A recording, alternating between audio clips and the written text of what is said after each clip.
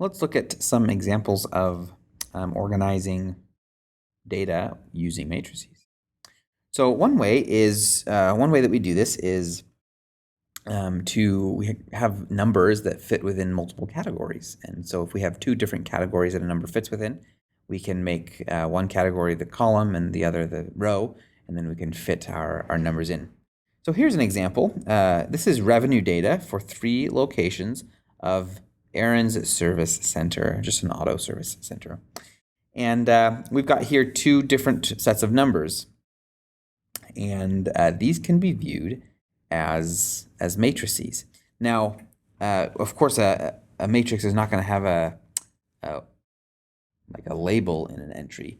And so really what we're doing is we're kind of looking at the actual data, which is these numbers here. Okay, this $143,000 means that at store 103 in 2010, that was the revenue from auto parts. Okay, or over here we can do the same thing and say, well, this in 2010, store 103 had $245,000 in revenue from mechanic services. Okay, you'll notice that the entries of the matrix all have the same unit, really, right?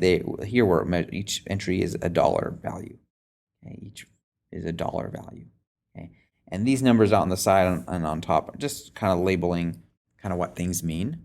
Okay, and so we don't put those in the matrix. Those are just ways for us to understand how to interpret the matrix.